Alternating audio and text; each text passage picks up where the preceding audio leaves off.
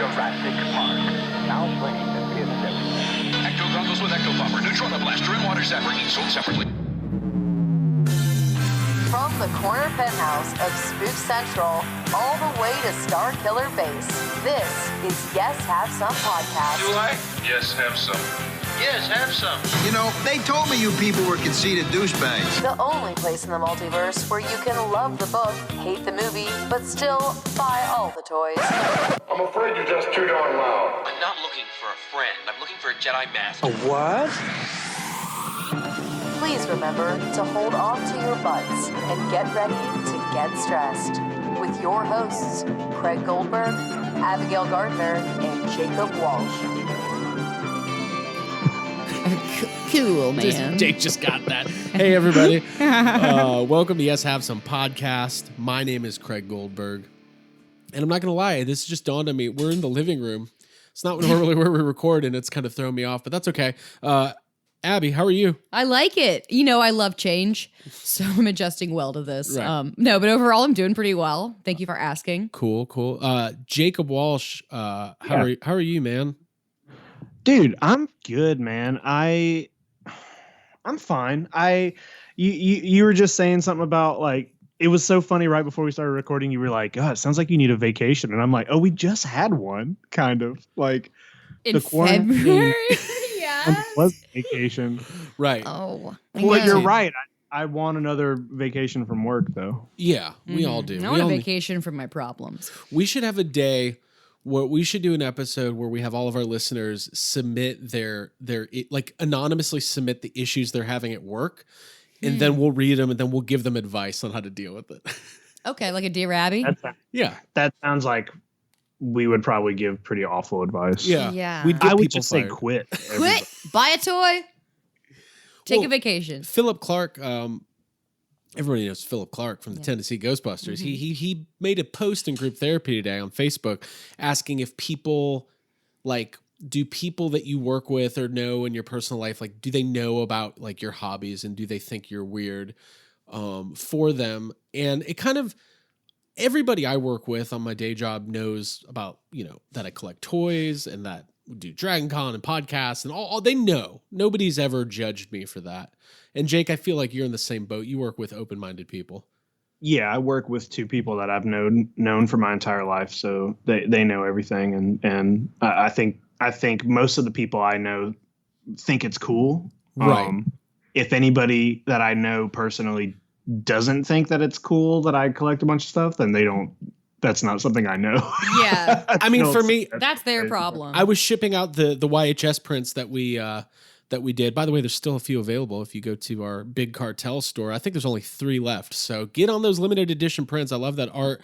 That was a cheap plug for that, but I'm just going to go ahead and say I feel cheap. I feel cheap. No, but I was packing up the prints. I noticed my boss bought one. I didn't even realize that. I was like, oh, I feel supported. I feel very supported right now. Yeah. Abby, I know you've dealt with some people who With just judgment. have no understanding of what you do. Yeah, they're like, oh, my daughter goes to Dragon Con. You might see her. I'm like, no, I'm probably not going to because it's huge. Yeah. You might see her there. Yeah, I've come up against people who don't really understand collecting as much, but it's like, whatever. And you just, sorry, that's a bad connection. Hang up and try another line. There you go. Find a new friend. So what we're saying is we're willing to give you advice, but we're not sure it would be good advice about your job. Yeah. But also, don't let anybody ever judge you for anything. Be yourself. Do whatever you want. Wait, unless it's me. Unless you're like, hey, I collect Transformers, and I'll be like, okay. That shit's lame. But then in like 3 months, when you're collecting Transformers, it will no longer be lame. It will never happen. I'm just basing that on your track record of like. I will never collect caving. Transformers. I don't understand them. I can't play. I don't know how to play with them. I'm not. I like this setup because Craig's behind me and I'm not looking at him while I'm talking, so I feel like I can say anything I want. It's kind of neat. Still here. But you're still here. So I wanted to, before we get going today, this kind of broke today, so we might as well talk about it. Bill and Ted, the release date for Bill and Ted Face the Music has once again changed. It's now back to its original date of August 28th. So it's now now closer. So it's 3 weeks from today, basically, of recording. Okay. Wow. Yeah, so looking forward to that. We'll obviously, when that gets released, we'll have a full breakdown. Yeah. They did release they did like an art contest for people. They did like to do fan art, and they released the 5 winners today on Twitter. And there's some really good stuff. I really liked it. Keanu Reeves and Alex Winter were the judges. That would stress me out. Yeah. I mean, a little bit. I would be a little less stressed because it's not like they're art critics. They're just going to be like, oh, I like this one. Right. Well, Jake, True. if you were doing a piece of art, it's different for you because you're an artist. But if you were doing a piece of art, like that was being judged by the person who was the subject of the art, that seems stressful to me. It is stressful, but just like Abby said, the fact that they're not like art people takes a little bit of the stress off. Mm-hmm. Okay. But then it's also like, I don't know, man. Art is such a weird thing. And sometimes you get people who it would be weird because like they might, the two of them might like something that isn't anything near, they just pick what they like. They're not picking it based off of the artistic merit of the piece. So it's like you never know what kind of that's not like a real art competition. Okay. All right. I told Abby, almost like fan art. Jake, you might like this. I was telling Abby this story today when I kind of thought like my whole life I was like up and through like elementary school and middle school, like I kind of thought I was decent. Like I could draw. Like I thought I was a pretty good drawer, like comparatively to like, my parents basically. Like I guess if this was a video podcast right now, it would cut to that picture of your Slimer that you drew. If you going through lined paper. I thought I was pretty good. Like my whole existence, I was like, I'm pretty good at art. So going into high school, I was like, I'm going to take art. Obviously, I'm really going to start to hone my skills. And, I quickly realized I was definitely worse than most of my peers. Not as gifted as you thought. Like when we had to do self-portraits, I remember being like, this is pretty good. This basically looks like a picture of me. And then like there was people who like didn't seem like they cared about art. They were just taking it for whatever. And I was like, oh, this is much better than anything that I'm doing. So fuck that. Fuck art is what I'm saying. Listen, just because you have money doesn't mean that you have good taste in art. That has been the subject of a private conversation we've all been having this week. That's true. But that's okay. All right, cool. So before we get going, speaking of art, those prints came in, Jake. I'm just telling Jake personal things, but we'll do it on the podcast. Jack Johnson, who was the production artist on Ghostbusters 2, he did a run of prints. Don't do that. Why? Because it's making noise in the microphone. Sorry. Abby just put a Darth Vader bendum on her microphone. Well, that's the whole point of the bendum is that they can go in places that other things can't. But I'm not going to address that sentence. I regretted it as soon as I said it. Okay. What I'm saying is the Ghostbusters Containment Unit autograph group run by Tom Henry and Matt Sanders, 2 really good guys. They did a run of prints on these production art pieces from Ghostbusters 2 from production artist Jack Johnson. They came in, Jake, I have your print, got a hold of the Firehouse print, which we talked about. It's very cool.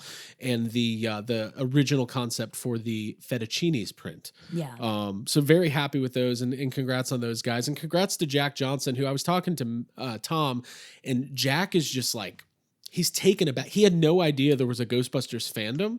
He knew there was a Goonies. He did a lot of work for Goonies, and he's done a couple like Goonies conventions. And apparently, he sold more and made more money doing this Ghostbusters run than anything he has ever done with the Goonies. So, well, they're cool prints. I kind of completely forgot about them until right now especially because like I don't personally have it in hand. Right. And I feel like it's been a while since that run happened or whatever. So I remember seeing them and thinking they were both really cool, especially to see like production stuff. And then it just kind of completely fell off my radar and I completely forgot until right now. And the fact that I know that I have one, I like it. It's exciting. Yeah. It's exciting. Yeah. It's a good feeling. I have a lot of stuff for Jake. I feel like dude, Secret Santa is going to be really good for Jake this year. Yeah, we got a Jake box that's been building. We got stuff from NECA. We got musical mutagen coming out of their shells. We got all sorts of shit. So, did you ever find those, by the way? I've never seen them. I saw the, I kind of stopped looking because my Target, I know they got them, but they were gone before I could get to them. They had the accessory sets or whatever with the shirts. Yeah. And then there was a space and a tag for the turtles, but they were gone. They were gone. So, Yeah. yeah, I just Bummer. quit looking. Well, I got them. They're great. NECA's got more stuff going on sale in the next couple weeks. They've got the Slash and Leatherhead 2-pack, which, Jake, I feel like you need that. I like Slash and Leatherhead were always two of my favorites. So yeah, I'll probably pick that up when I see it. Yeah. Speaking of things being on sale, you got some cool stuff for me from Cakeworthy. Yeah. Which I kind of had my eye on. This sweatshirt. It's like a pink long sleeve sweatshirt with Slimer on it. And then there's a set of pins and then this really cute little Stay Puffed like cosmetic bag. Yeah. So yeah, thanks for getting those for me. And they're on my absolutely. Instagram if you want to see them. I waited till they were deeply on discount. Oh boy. What? I can say that. I'm allowed to say that. It's okay. Cookie Craig. Cookie Craig says... Cookie Craig says you wait till it's on discount. Yeah. Why do you think I stay at that hotel that gives you the free cookies? Fucking free, man. It's awesome. All right, cool. So very cool stuff. Lots of I love getting stuff in the mail. I think my mailman, like, I feel like we bond. Like, when he pulls up, like, he smiles at me from down the road. He's like, I got something for you, man. I was like, it's like Christmas morning every day. Last thing, by the way, not last thing. This is not the last thing I'm going to say. Are we today. done after this? This is the last thing. Subscribe to us on YouTube, because we're doing a lot of videos and content and it's fun and we're talking toys and we're running a contest. But by the time you listen to this, the contest might be over. We're giving away a NECA TMNT Metalhead. And to the guy Can I win that contest? You can enter. We'll figure something out. We just rig it right live on the show. I was telling Jake how annoyed I was. Like, I put up that contest. Like, I feel like I'm doing something good for the community. You can't even find them internationally. The contest is open up to anybody in the world. I'll send this damn thing anywhere. And the first comment guy was like, well, you could have just left it at Target for other collectors instead of begging for subscribers. I was like, calm down. Listen, I will beg for subscribers every day of the week. You can't stop me. But like, also, what are the words I'm looking for? Oh yeah, go fuck yourself. That's it. Yeah. Yeah. But Jake, you talked me off the ledge, and I appreciate that. Well, yeah, because I mean, you know what? Fuck them. Fuck that guy. I don't know. Like, Yeah, dude, you do what it's you annoying.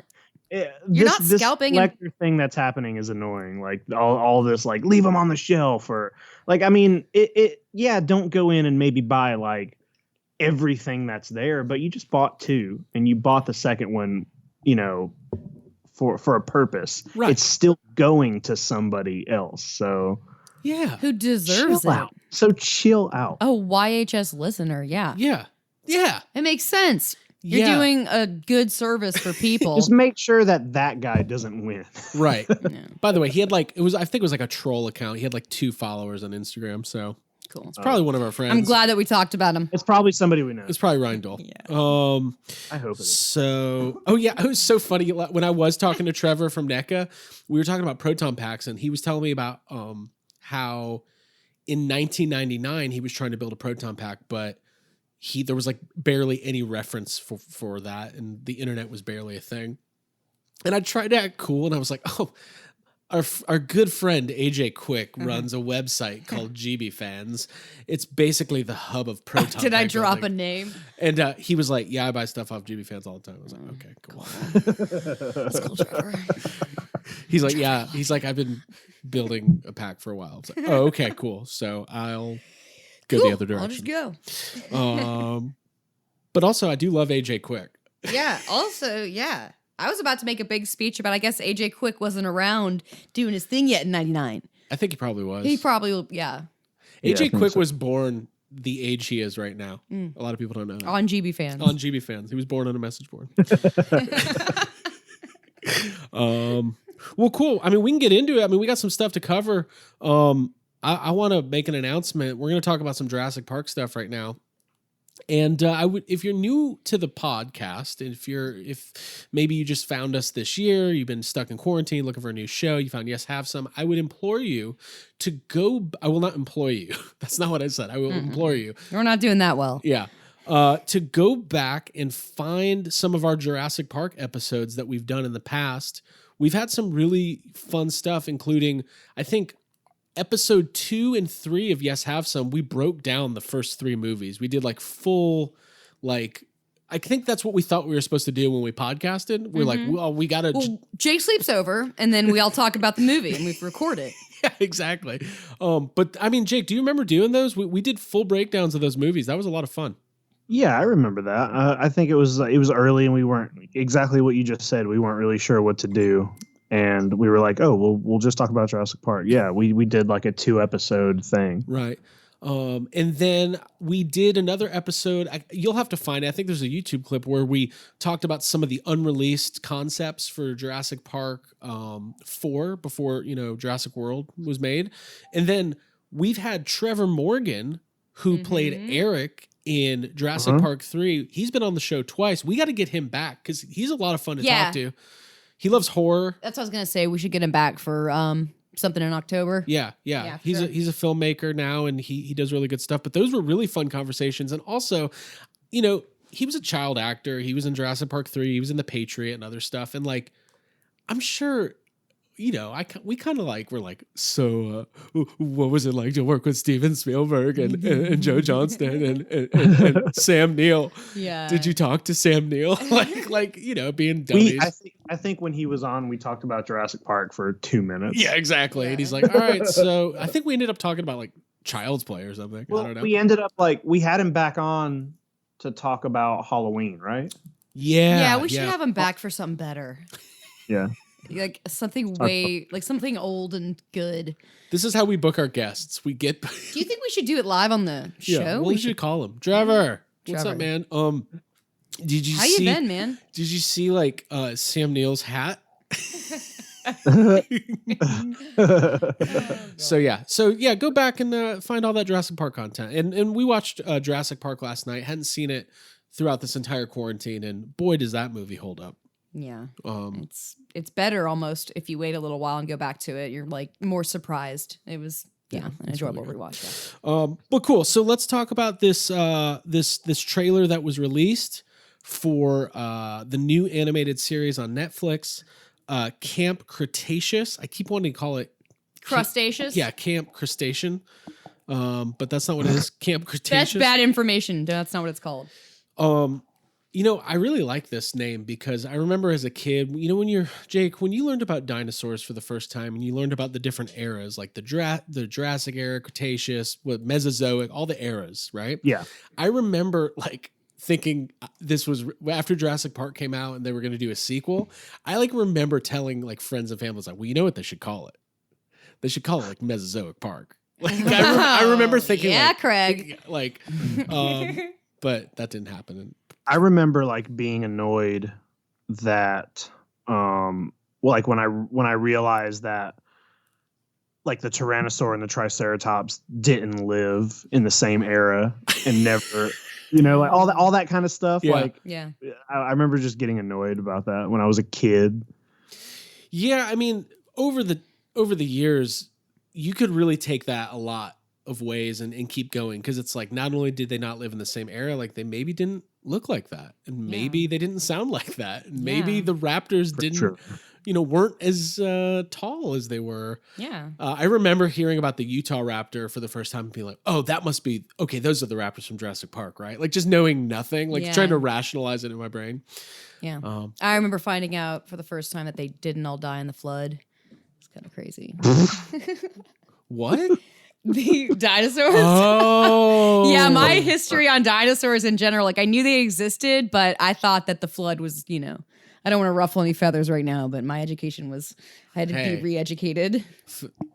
There's a lot of feathers to ruffle when we're talking about dinosaurs, okay? Dude, they had feathers. Even the word raptor means, okay, I'm so sorry. That's interesting. Yeah. So that's another podcast. Your education on dinosaurs is way different than mine. Miseducation, yeah. Listen, I've told this story before, but I mean, the first day I got the internet, the first thing I searched was Ghostbusters 3 in 7th grade. And the second thing I searched was, could Jurassic Park happen? Wow. Wow. So I've evolved. That's an evolved thing to search. That's pretty cool. So let's talk about this. The new animated series, Camp Crustaceous. Shit. What is it called? Cretaceous. Cretaceous. You can't do it. It's really hard. It's, I think, an 8-part series. It's the first animated series in Jurassic Park. Yeah. And Jake, I'm going to lean on you for this. There was previously going to be a Jurassic Park animated series in the 90s. Is that correct? Yeah, at one point there was, and a couple years ago, a lot of the production art came out for it. William Stout did all the animation, and you can look it up online and see what the characters were going to look like. It was really cool looking, and it just didn't happen. Yeah, I've seen those images. They're awesome. I'd like gives a drawing of Lex and like everybody. It looks very cool. I'm surprised it's taken this long. I feel like this franchise and just dinosaurs in general are kind of ripe for an animated series. So this is going to be coming out soon. There's not a whole lot of details. I have the description actually from the website, from the Netflix.com. It says 6 teens attending an adventure camp on the opposite side of Isla Nublar must band together to survive when dinosaurs wreak havoc on the island. So this takes place during the events of the first Jurassic World. Is that correct? Yeah, it has to because there's an Indominus in the trailer. Okay. All right, cool. Well, we all watched the trailer, Jake. What did you think? What were your first reactions? I mean, when I originally heard that there was going to be a Jurassic World cartoon, I was thinking that it was going to be really, for some reason, I thought it was going to be just like really silly looking or really kid friendly or whatever. But this trailer looked, I mean, it kind of looks scary. Like there's a lot of chasing happening and a lot of cool looking dinosaurs. And I thought it looked really fun. Like, there's a couple scenes where I'm just like, this kind of looks scarier than some of the stuff that has happened in the newer movies. Like the dinosaurs look cool. They're doing this like weird bioluminescent thing with some of the dinosaurs in the river. And I'm like, that doesn't make any sense, but it's cool. Like it looks cool. I mean, it makes sense for Jurassic Park, but right. I don't know, man. It looks fun to me. That's cool. I didn't pick up on the bioluminescence thing. And I had the same feelings when I first saw the trailer. I was like, this feels like when you see the Jurassic Park or Jurassic World toddler toys and you're like, this is oversized and weird. It's not for me. But then as it kind of moved on, yeah, there's a good bit of action. And like you said, Jake, some kind of scary moments, which is cool. And just to have something Jurassic World that's new that you can access easily on Netflix, that's exciting. And I'm definitely going to watch it. Even if it is for a younger audience than me, like, definitely gonna watch it. Yeah, I mean the animation's good. It's DreamWorks animation. Sometimes with these things, you think it's gonna be like that crappy modern Flash animation or whatever. But I agree. I mean, it's only a minute teaser. There's not a whole lot to go on other than my only critique is I don't like the score for Fallen Kingdom.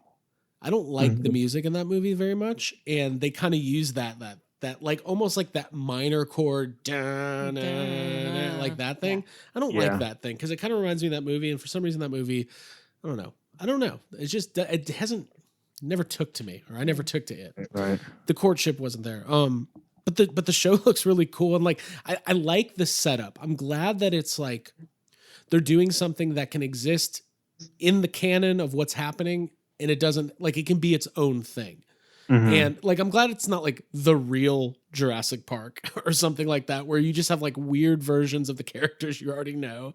And like Chris Pratt has like, red hair and they've got a little talking raptor that hangs out with them. Like, I'm glad that it's not that. No, it's cool to go in from the perspective of being a kid going to camp at Jurassic Park. Cause obviously that was like, kind of the dream when you watched the movie the first time. So yeah, it's going to be neat. It's going to be interesting. I don't know. When does it start?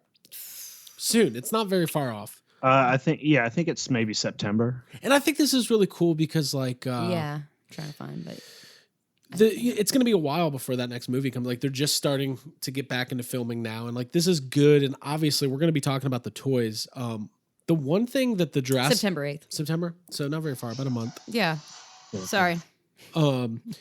The one thing the Jurassic Park franchise has always been able to do, especially with the toys, is like keep the toy lines going even during like not movie years. Like there's always been like chaos effect and like they've got toys for this series already out. Have we talked about that? I mean, it's on our run. It's on the okay. Sorry, I'm jumping. I think he's talking about that right now. Are you literally doing it right now? Did I take a break? We can talk about those toys. It's fine. It's fine. Okay. I mean, Target is like, Jake, you called me last week and you were like, I'm so stressed out by the Jurassic Park section at Target. Well, they're just like it's starting to. It's always been a big section of toys, but now that all the Camp Cretaceous stuff is coming out, there's like there's a giant, like a super colossal Indominus Rex, and a lot of the figures look. Some of the stuff looks just like the stuff that was already out, just repackaged to have the Camp Cretaceous logo on it. But I think as the weeks move on, there's going to be even more of it. I don't think it's all hit here yet, but there's a lot of it. Yeah, there's a ton of it. And Walmart had some new displays set up too. And like you said, a lot of it's like different kind of repaints and stuff, but like that giant Indominus is really cool. I'm glad they put that out. I don't know if I'll get it because just to see something new, honestly, on a shelf end, like new imagery and stuff is kind of exciting. I've been able to like, I had some of the Jurassic World Legacy series stuff, but I kind of bowed out because there's just so much of it, and I know how I get where I'm like a completist. And you all right over there? Yeah, sorry, it's my smooth. Abby just only 2 people will get it. It's gone. Oh, Abby's holding a rock. Hey, don't do that. Stop it. Stop it. What are you doing? I have like a little fidget stone that I like to hold. Anyways, moving on. Oh, Jake, I haven't heard your coin in a while. I was flipping it just like a few minutes ago. Huh. Will you get your coin out? I got my stone out. Yeah. We can do our annoy Craig. Everybody get on my fucking nerves. Oh my God. Okay. Anyway, so yes, there's a lot of Jurassic World toys at the store. That's the whole point of that's it. There's just a lot of there's a lot of it. There's more coming, I think. There's more coming. That's all there is to it. And that can kind of, I'm sure everybody listening is like, what is happening? Why does she have a stone? You try to get all 6 of them. Yeah. Working on it. Okay. Next. Jurassic World teases the new movie. Is there a name for it yet? Oh, there is. I forgot what it was. Dominion. They started filming or they've restarted filming, and Sam Neill and Laura Dern both posted some Instagram teases. How does it make you guys feel? Like, I know we've known that they're coming back for a while. We know that Jeff Goldblum's back and they're bringing back all these characters. I don't know. I'm pretty excited about it. Yeah. Yeah. I'm excited, but yeah, like it's cool to see them posting about it, but I feel like we've known that they were coming back for, I don't know, over a year at this point. Right. So just seeing a picture of the chairs and, Alan Grant's hat from Jurassic Park 3, not Jurassic Park 1. It is cool, but we knew that. So I'm excited that they're back on it. I'm nervous about what this movie is going to be like because it is a lot of characters. I think the Jurassic World movies are very, very different from Jurassic Park, and almost to a point where sometimes they feel like it's not even the same universe. Right. I think Jurassic World did a really good job, but there's so many aspects that are so different from the first movies that I feel like it's going to be weird seeing the new cast and the old cast. But I'm excited to see, like, I'm super excited to see Sam Neill and Laura Dern. I think it's going to be great. Like, even if the movie sucks, I'm going to be excited that we're seeing these people back. Yeah. Do you think they'll reference the end of Jurassic Park 3 when Laura Dern's kid is watching Barney and she has to call to save Sam Neill from the Spinosaurus? Do you think that conversation will be in the movie? I hope so. But I also hope it's just retconned and those two are like together now. Me too. I really hope they do that. Like at the end of that, or it's going to be the kind of thing where like they end up together by the end of the movie. Yeah. Oh. And she's like, this is the second time I saved you.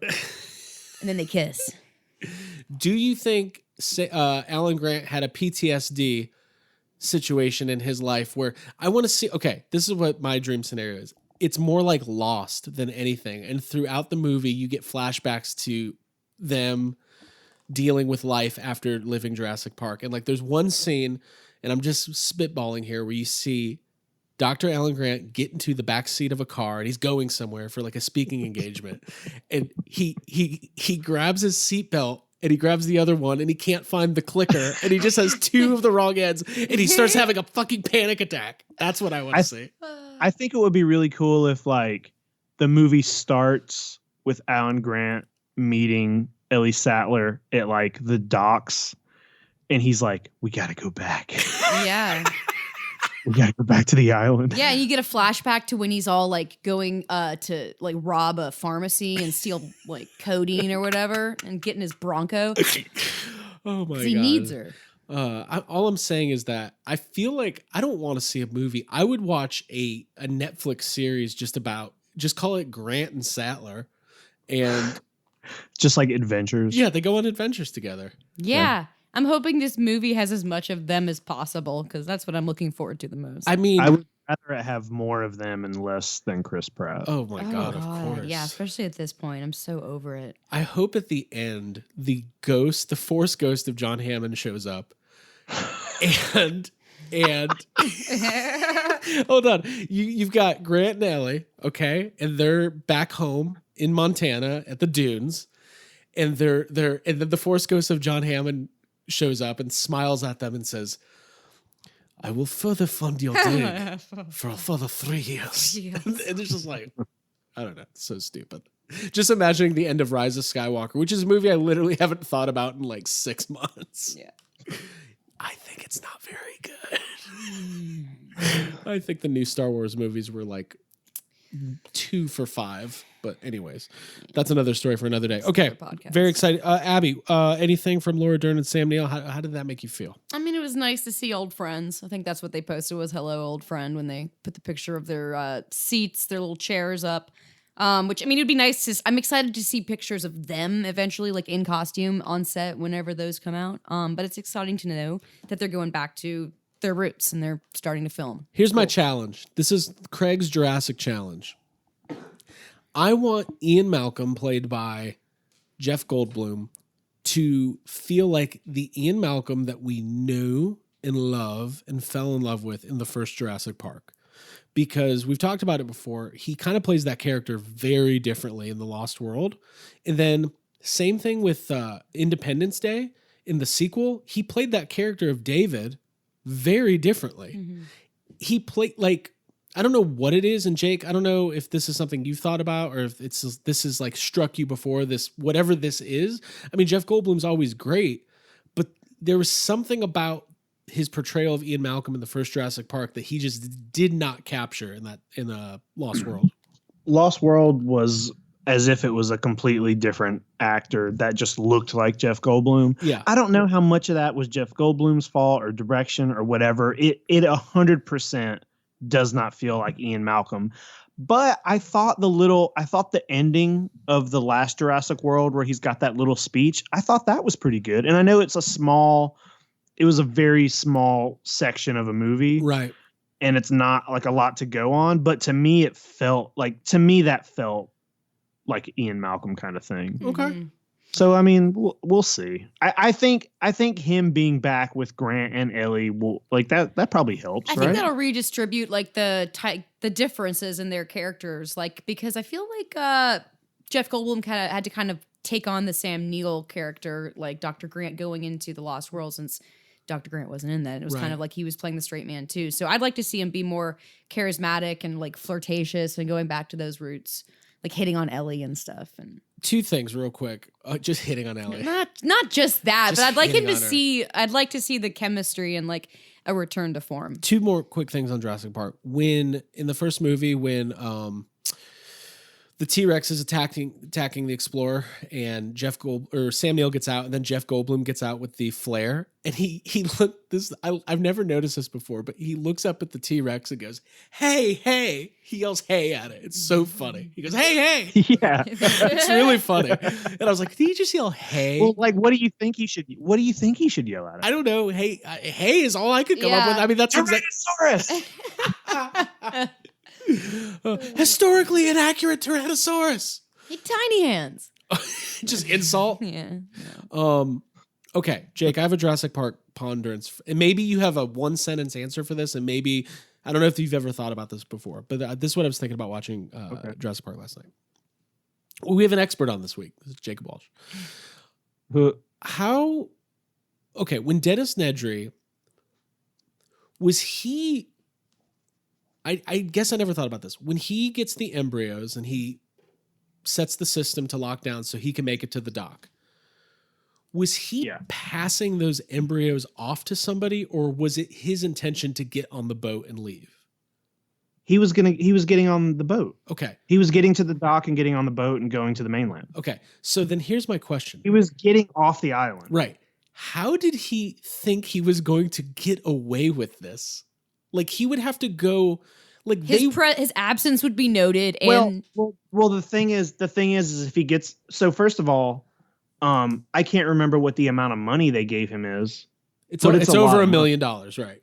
And he's getting another half of that. He's getting another chunk of that once the dinosaurs are off the island. Okay. So he's already, I think his plan is, all I got to do is get off the island and then I can just go wherever I want. Right, You just know, disappear. a lot Okay. of people think that they can get away with crimes by just like Right. moving to another country or something. So Right. that's probably what he was planning on doing. Okay. Yeah, because I was like, as soon as he leaves and they're going to go, oh, Nedry didn't come back. Oh, look, these embryos There's three are people missing. who work here. There's 3 people who work here, and Nedry's computer is literally making fun of us right now and saying ha ha ha. yeah. Yes. I'm surprised they needed a bigger staff. I think that was part of the issue at Jurassic Park. By the way, great movie. I suggest everybody watches it. Okay, well, thank you for answering that. That's my Jurassic Park question of the week. Because as I was watching this last night, I was like, oh, there's no way he would ever get away with this. But okay, cool. That settles that. But what I said is, of course not, because he's stupid and at his core overestimated or just assumed that it would be easy, but it wasn't. Right. So Last thing, we never talked about this, but Dotson is back in the new movie, but it is a different actor Good. for obvious reasons. good, For good. sure. But interesting that they're bringing back Dotson. Yeah, because everybody's in this movie. There's so many characters in this movie. Why not? Let's bring everybody that they can possibly get and just put them in there. Yeah, nobody cares. Why isn't Eric in it? Why isn't William H. Macy in it? How do we know that? I don't know. They're still filming. We He haven't heard might- from he Trevor might Morgan be. in a while. There you go. Got a lot of Trevor love tonight. Anybody named Trevor? I've got a Yeah. cousin named Trevor. That's cool. All right, moving on here. Before we get into the toy talk, I want to let everybody know, like I said earlier, Facebook group therapy, that's been, we'll do a full plug later on, but people have been really good about not posting memes lately, which is great, but they've also been doing a lot of toy hunting, posting their finds. It's been really a great community Yeah. during this quarantine, but I wanted to send a shout out and a thank you to Jim. I want to pronounce your last name because I thought it was Mariotto, but it's definitely not. It's Maritato, Jim Maritato from California. We met him at FanFest. He's a great member of group therapy, and he sent me a vintage Star Wars weapon for Lobot, which I was missing. Yeah. And he included a couple things for Abby as well. Yeah, he sent me the Darth Vader Bendum that we were just talking about that I was That I was putting on the upset microphone about. that Craig Yeah. was mad at. That was sent by Jim. Thank you. And also a Darth Maul, like a little watch, which actually I am wearing. It fits me. Canceled. Uh-uh. Darth Maul is canceled. Wait, Yeah. what happened to him? Ray Park. Oh, What? Yeah, That's he's his done. name. he's done? Yeah, you didn't. Does Abby not know We about talked this, about the this. Art controversy? Maybe. But my watch is not canceled. It's an episode 1 watch, and I'm continuing to wear What it. is the name of this episode? My watch is not What canceled. what was it? Me Too or It was his wife. A little worse than that. something worse? Daniel Logan. Revenge porn. Fuck that guy. Oh my God. There it Okay, is. now I do remember. Okay. Well, I guess I'm not going to display this proudly right Oh, now. stop Wait it. a while. If Yeah, what- we have to cancel your whole episode 1 shelf. No. Seriously. I'll just love it a little bit less. It's still the 8th most offensive thing that happened with the prequels. right? All right, cool. All right, cool. Let's talk about toys. This was a big week for Jake. I liked what I saw coming out of the Jacob Walsh camp, not the Camp Crustacean, but the Godzilla. Cretaceous. Whatever. Fuck it. I think it's a show about lobsters. It's a spinoff of Sebastian and the Little Mermaid. Cool. Brock Parker, Jessica Parker. How are you guys doing? All right. What? That's how. It's a good segue. That's how my brain works. Godzilla vs. Kong toys are hitting Walmart. Last I checked, Jake made away with like the case, the box, the shipping box. Well, Yeah. Well, so I saw some people posting online that they found them in the store, and I kind of had like completely lost all track of when these toys were coming out because the movie was supposed to come out like over a year ago, Right. and then it got moved, and then it got moved again, and then the quarantine happened and it got moved again, and now it was supposed to come out in November, and then it got pushed to like I think May of next year. Okay. But from what I've heard, it looks like they could not change the date for some of the toys. So they're hitting shelves now, and I saw a couple of people get them, so I was like, well, I'm gonna go look. And I went to the first Walmart and I found the giant Kong. That's all they had. So I bought Kong. The next day I went to the other Walmart and they had everything else that I think is out right now. There's a couple figures that are on the back of the box, where it shows you what else is in the line, but those aren't on the shelves yet. So I think they're releasing these in waves. I think there's going to be another wave closer to when the movie comes out, and I think it's going to have some of the more spoilery figures in it. Okay.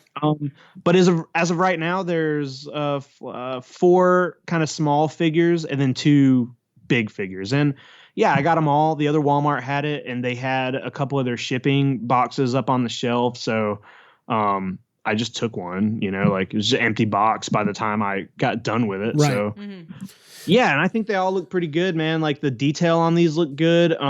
It's weird. I was looking at the Jack specific Godzilla from King of the Monsters compared to the Playmates Godzilla, and it's weird because they're the same scale, but the size, like it's like a half an inch difference. Okay. And one of them you can tell one's a bit beefier than the other. But besides that, they almost look identical. Like the spines on his back are all in the same exact order, in the same exact shape. It almost looks like it would be the same mold, except there's a size difference happening. Okay. The Jack specific is more detailed in way of like his scales on his body and stuff like that. But the basic shape of the figure looks kind of identical. Okay. Yeah, those figures are really cool. I like the color schemes on the figures. I like the color schemes on the packaging. I think the packaging is really, really good. It's kind of has like an orange gradient into blue. Did you get the Skullcrawler figure? Yeah, I got the Skullcrawler. Which, they didn't even have one of those when Kong came out. There wasn't a Skullcrawler figure. So Right. This is the first one of those. He looks good, man. Like the paint jobs all look really cool. There's 2 different like small Godzillas out, and the painting is different on them. One of them's spines are translucent, which is really cool. Yeah. They also all have like battle damage, which is like, something that I guess is making a comeback, because like it's weird because like all the original Jurassic Park toys have dino damage where like a chunk of their skin actually comes out. Right.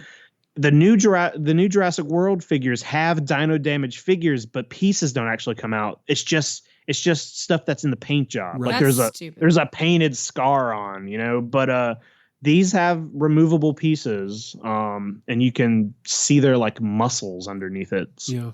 That's gross. awesome. Yeah. It's cool. I mean, It kind of worked. I look at the toys and I'm like, oh, these have like, battle damage, but I'm like, oh, I don't want to see Kong or Godzilla get these kind of wounds in this movie. Oh God. I'm worried that they're going to have emotional wounds because this is going to be the fight of a lifetime.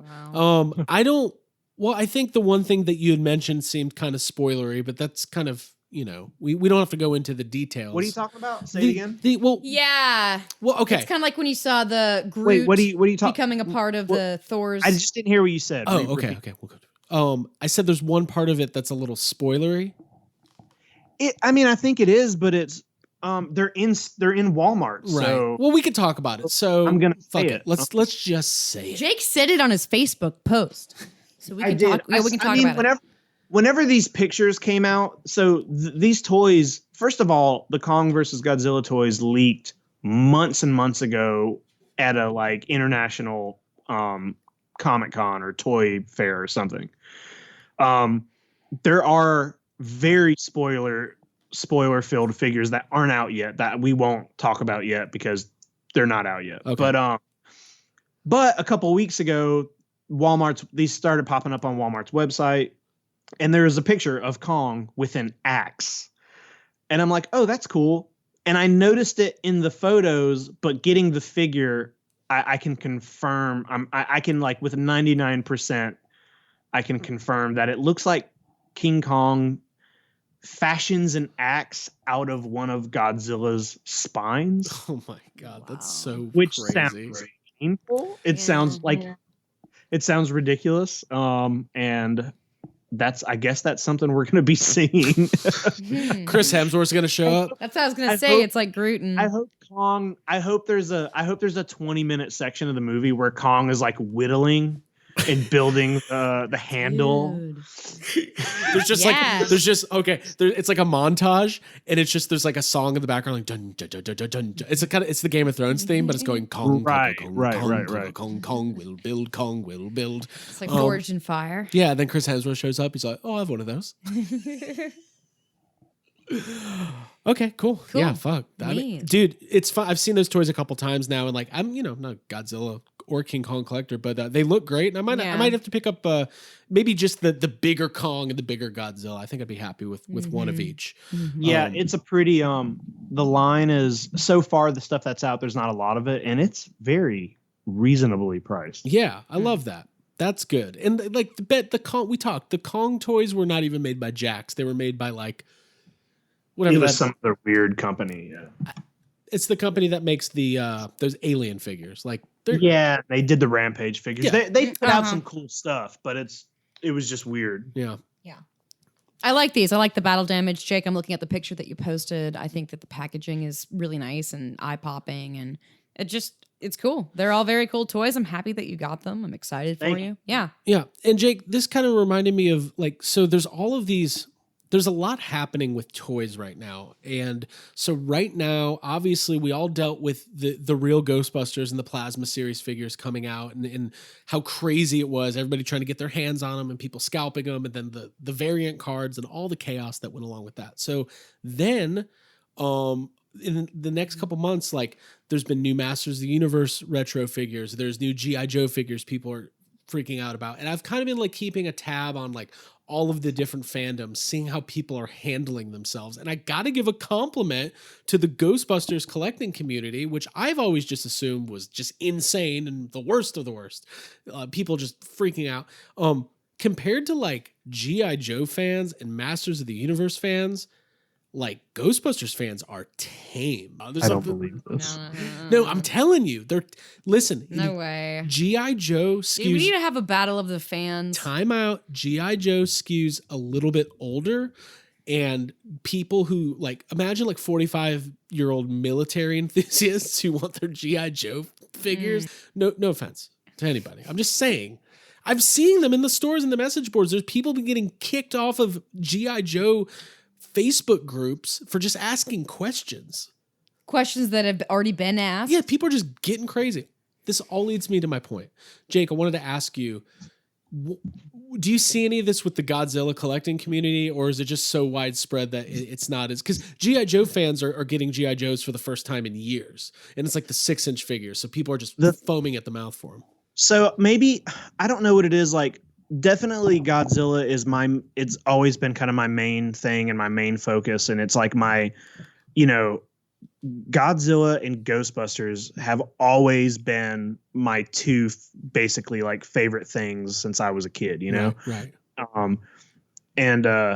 But it's weird. Like I'm in a bunch of Ghostbuster groups on Facebook, okay. I think I'm in like 1 or 2 Godzilla groups. I was kicked out of one and I feel like the Godzilla community or whatever, I think it is maybe much different than all these others because first of all, Godzilla has been around since the 50s. Right. And there have been Godzilla figures and toys and merchandise since I'm pretty sure the early 60s. And there had like the way it is over here, it's like, so Ghostbuster stuff is kind of slowly coming out. It's you can manageably buy like every Ghostbuster thing, basically. You know what I mean? If you wanted to.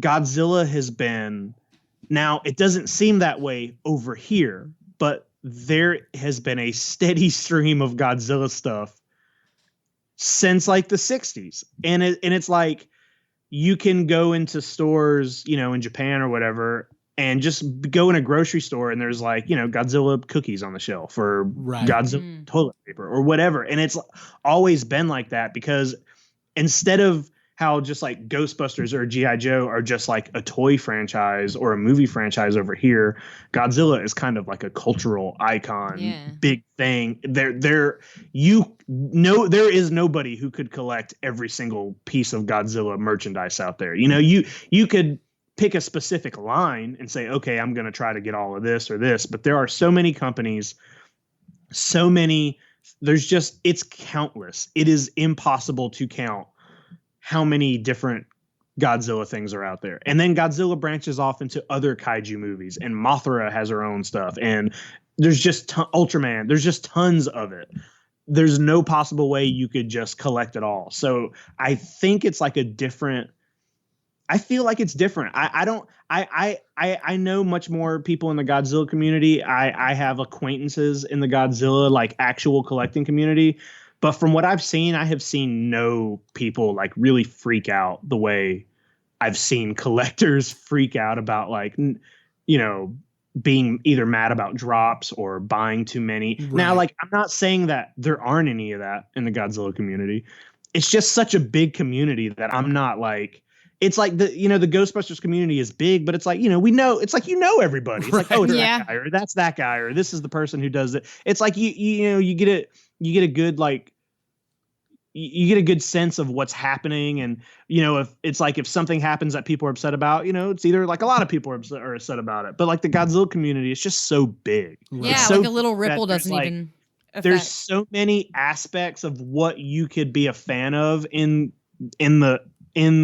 Godzilla that it's like, you can be a fan of this part of it and never intersect with these people, you know, because it's just so ridiculous. Right. Because you could collect like high-end Bandai figures or vintage stuff or statues, or, you know, there's probably people who maybe the Kong vs. Godzilla, the toys available at Walmart might not even interest them. And then there's people who only collect that kind of stuff or whatever. So that's really good insight. And like, all joking aside, listen, we're all toy collectors. We've all gone to Targets and Walmarts and when Toys R Us was here, Toys R Us's and have been expecting to find something and have not found it. And it is frustrating.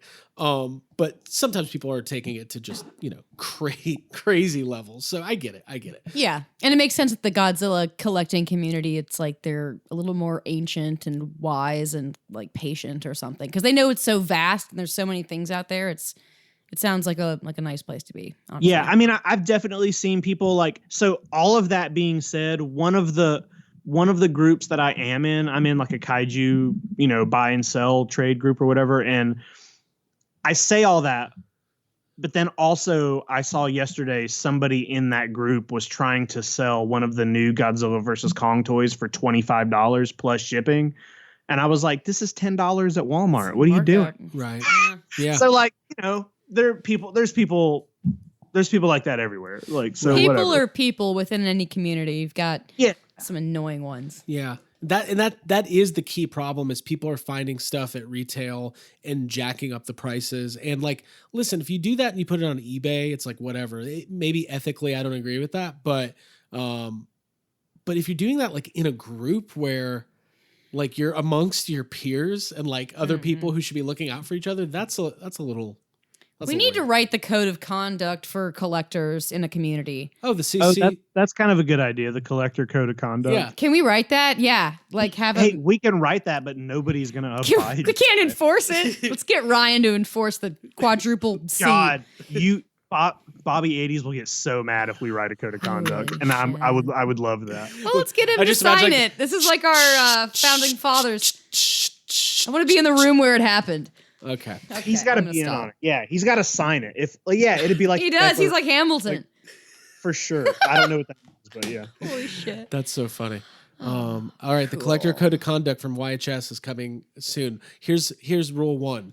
If you are above the age of 50 and heading to local retail markets to purchase Hot Wheels, stop and reevaluate every decision you've That's ever made. not rule number one. That's my first rule. Hot Wheels sucks. Okay. Moving along. Wow, it's not very. Yeah, that's really Did constructive. Thank you. Did I break the rule? Hot Wheels doesn't suck that I think bad. that probably breaks the golden rule of Don't collecting. be a dick. Number one. Which probably should be don't be a dick. Don't be a dick. Craig's out. See ya. We're calling Bobby 80s to be our new host. Craig's like on the couch, I'm dying. laying down now. I took the code of conduct as a way for me to criticize people I've never met before. Craig's like, oh, the code of conduct. Well, that is what it is. Be an asshole to other collectors. First of all, don't be an asshole. Except for these fucking Hot Wheels collectors. God. Well, it's like, I don't know. It's like when you're a religious My person. brother collects Hot Wheels, or he used to. I don't think he still does. Okay, my brother collects Hot Wheels. Okay. We're really hitting some hot boy. buttons. My brother collects Hot My Wheels. You brother. better stop. I collect those. Okay. All right, enough of that. Couple things before we wrap up here. There was a leaked photo. You might consider this spoilery, but not really. The packaging photo for the Ghostbusters Fright Features Ecto 1. Now, we didn't share this photo because we don't want to be part of the leaking community, but we can talk about it because it's out there, and I think people expect us to. Basically, it's just the Ecto 1 that we saw from Toy Fair. But it looks like, it's not clear whether it comes with this figure or if it's just pictured with it, but it definitely had in the photo Phoebe, the McKenna Grace character from this new Ghostbusters Afterlife movie that we've been so longingly looking forward to. But we didn't see that figure at Toy Fair. So that was new. There's not a whole lot to say other than, I know, Jake, you're really excited about this version of the line, like the more the Fright features just look really cool to me, and I feel like they from what we've seen of them, they just look cooler and different than anything else. Like the Plasma and the like Diamond Select and the Maddie are all different from each other, but they're the same thing. They're all this, like these are got that like animated look to them. The ghosts are really cool looking, so I'm excited for this Fright feature stuff. Yeah, and it was cool because like I think the thing, before Answer the Call came out, the thing I was so excited about, and we all talked about this a lot, was just like it's new stuff, new characters in the Ghostbusters world, new ghosts, new, Rowan with a bow tie. Like so even before we saw the movie, like it was just exciting. And knowing that we got these new characters, like, and that they're going to get action figures, like, oh, we're going to get a Phoebe figure, we're going to get a Trevor figure, and we're going to get a Paul Rudd, Mr. Gruberson, and we might get them in different forms. Yeah, there's probably going to be a Plasma Series Phoebe figure, but there's also going to be this Fright Features Phoebe, and like, I kind of hope it comes with the car. I think that would be really cool. Mm-hmm. Yeah, 100%. I did see that, it also comes with the remote control, like, trap. Right. And there's a small picture of like a little the Ecto 1 has a ramp coming down off the back door for the like trap to roll out of, which is cool. Yeah, that's very cool. I think there's going to be a lot of good, like we saw that Ecto up close. Like it's really cool. Like I'm excited about it. I think that as far as the timeline of when that stuff's going to start hitting, probably not till like December, January, but that's not really that far off if in the grand scheme of things, the way this year's going, that's basically tomorrow. So, and also 40 years from now. So time is irrelevant. Yeah, really excited about that. Not much else to say about Ghostbuster stuff other than the Spangler wand is still coming next month. And there's like somebody put up a full video review. I'm just going to go ahead and this is the episode where I just get defeated the entire episode. Here's a story. Are you ready for a story? Mm-hmm. I called Jake on the phone the other day and I said, hey man, there's a full review of the brand new Hasbro Plasma Series Spangler wand. It looks great. God, it looks so good. It's so realistic. And they compared it to the Matty Collector wand and just, I can't believe how amazing it looks. I'm so excited to get it. It's only $100. Can you believe it's only $100? Can you believe that, Jake? And then he promptly said to me, yeah, we held it. We saw it in person at Toy Fair. Yeah. not only have we held it and seen it, we're among the first people in the world to see that thing. Yeah. You have forgotten that. We saw Jason Reitman handle it on stage in the entire reveal. Yeah. So, and then I was like, okay, at that point I was like, I feel bad about myself. Jake called me out. I'm going to go reevaluate my life, but it didn't stop there. A couple minutes later, I'm sitting on the couch, almost in tears, and I get a little buzz on my Facebook Messenger. It's a group text with some of our friends. And it's just Jake, and it says, guys, you'll never guess what Craig just did. That's an Abby move. Immediate shame. And he immediately recounted this entire story. I told that story, yeah. What you just said. Yeah. So I did what any good citizen did. I said in my head, I thought bad thoughts about everybody I know, and then I pre-ordered one. So fuck it, I'm getting it. And then when it comes in, I'm gonna be like, you guys will never guess how great this thing is. It's a cool thing. I'm It is really excited cool. for you. Yeah, thank you. I'm anytime we talk about Toy Fair, I get a little bit sad. Why? Because I miss it. Yeah, It's me like too. the last Well, thing it's that not. we did. It's not like you're missing it. Abby thinks Toy Fair's still happening, but we're just not allowed to go. It's always going on. We leave, it still goes on. So yeah, that's it. I mean, lots of good stuff, lots of good toys to buy. The stores are Walmart is in the middle of a major like restock, reset, getting ready for the fall season. So if your Walmarts are bare bones, keep checking because it's all coming. We're gonna finish up on this topic tonight. I had kind of been having this hankering to watch some Friday the 13th movies. I've been picking up some of the NECA figures, trying to put that collection together. I thought Halloween was my favorite horror franchise my whole life, but now I'm starting to rethink that. I think it might be Friday the 13th. Is that weird? Dude, I think this is kind of like your ADD, ADHD mindset, like flitting from thing to thing. Because you made this big announcement the other day. Keep criticizing me. Keep going. I hope are you enjoying this? It's not weird because Halloween's good, but I think Friday the 13th is more fun than Halloween. I think maybe the original Halloween is probably as a standalone movie is probably better than any of the movies in the Friday the 13th franchise. Right. But a Friday the 13th franchise as a whole is more fun to watch to me than the Halloween franchise. Well, Abby got It gets better. It does. Like we just watched part 5 and part 6, and I mean, I'd say I liked part 5. Like there were a lot of things that were shocking and kind of stupid and gross, but I enjoyed it. I'd have to say it was better in my recollection than probably the first or second. But what you said, Craig, is you made the big bold proclamation. You're like, I don't like Halloween anymore. I didn't say that. Friday the 13th. And then we went and watched that music video, Jake, that you recommended that I don't know the name of the band, but they were really like influenced by the part 5 of the movie. Yeah. And it has like the kid from the most recent Chucky movie. Yeah. We watched that whole music video. I mentioned that to you, Craig, because you called me and you were like, oh, I just watched A New Beginning, and you were talking about how you liked it this time, how you hadn't seen it in a while and you watched it and liked it. So I was like, oh, you should check this music video out. Yeah. And I did, cool. and I liked it. But Abby got mad because I even had this thought. I was like, I kind of told we were on a walk. I was like, I'm over Freddy. That's what you said. You were like, whatever. I was like, no, Nightmare's my favorite personal, like of the slasher franchises. I like Freddy the most. And Craig has always been supportive of that. And then you turned on him while we were on our walk. And apparently Jason's your guy. Jason's my guy. All joking aside, I'm really enjoying some of these rewatch. We're gonna watch part 7 tonight, which is I think New Blood, and then we'll get into Jason Takes Manhattan, Jason Goes to Hell, Jason X, and Freddy versus Jason. So we got some fun stuff coming up. And we're you're getting. When we're done watching them, we're gonna start working on our script. You're about to steal my joke. That I'm not gonna say. You're about to steal my I goddamn didn't know joke. you were gonna do it. Are you gonna do it?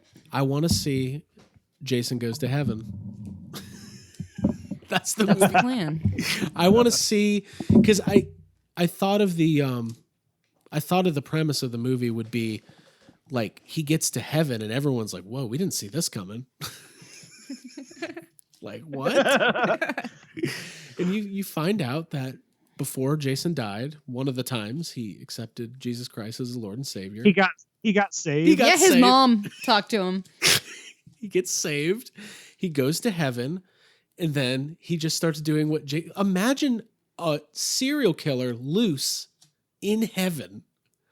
I think it's You're gonna be hard pressed to find like annoying asshole teenagers. Well, maybe there are some in heaven, honestly, because that's kind of the criteria. I'm sure it's full of them.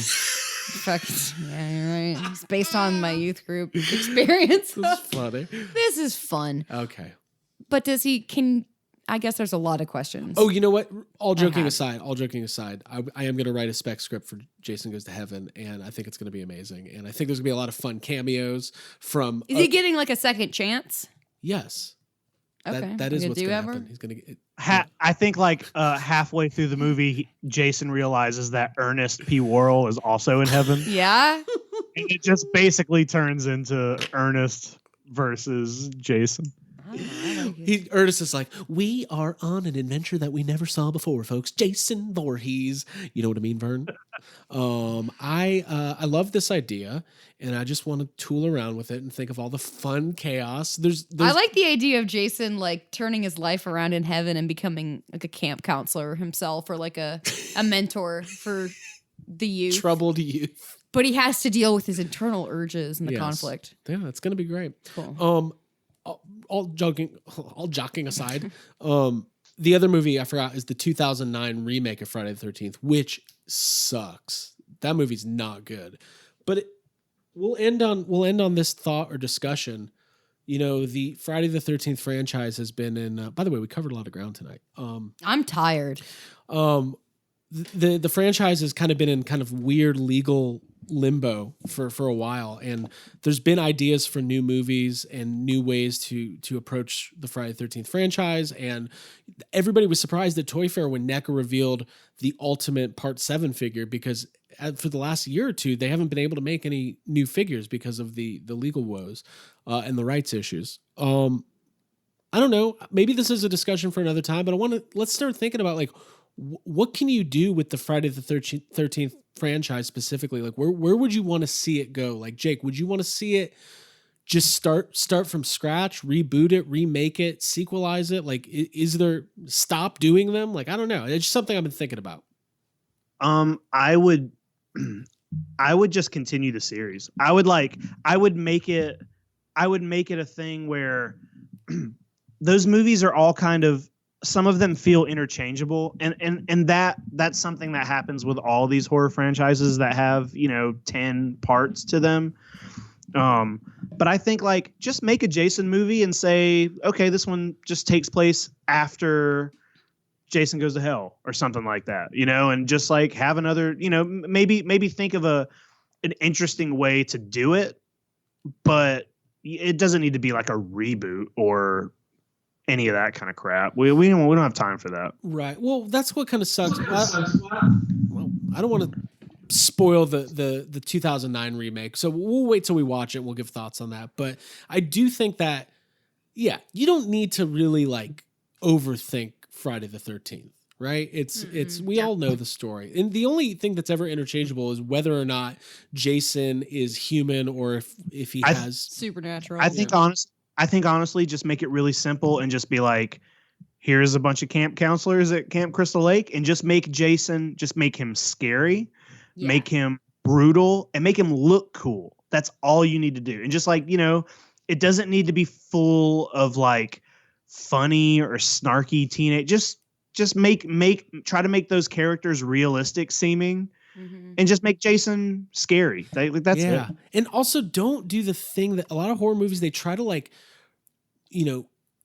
go out of their way to capture the moment of time that they're in. And then a couple years later, the movie feels dated. That's my biggest issue with Scream 4. It's like, ooh, there's webcams and Twitter. What is this? And it's just like that. Yeah, technology gets antiquated quickly, and it's just... Yeah, but you can easily get rid of all technology because it's just, hey, you know what? We're at a camp and there's no fun. That's what's timeless and cool about it. Right. Yeah. Get them out there. All right. Get them to heaven. Also, just putting it out there, Jason versus the Blair Witch. I'd watch that. I don't know what it would be, but I'd watch it. They find the cabin. Mm-hmm. Jason's in Maryland for some reason. They both like to do crafts. No, that's Michael Myers. Oh, Michael Myers. Yeah. Well, listen, guys, True. this was good.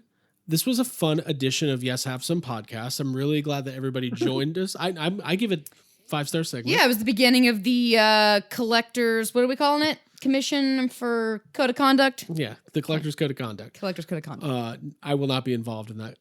That whatever that is. Drawing it Clearly. up. Yeah, clearly. You A couple notes before we get going to whatever we're going to do after this, which is eating and sleeping and all that stuff. Over the next couple weeks, we've got some fun things happening in the world of pop culture. I think they're fun. So we're going to be able to really dig deep on Bill and Ted Face the Music. That's going to come out in 3 weeks. Like it or not, DC Fandom is happening. We're going to get a trailer for Suicide Squad. We're going to get something for the Snyder Cut, and we're going to get something for the other thing, the new Batman movie. That's what I'm most excited about. Robert Pattinson. Might get a trailer, first look, something. So that's going to be good.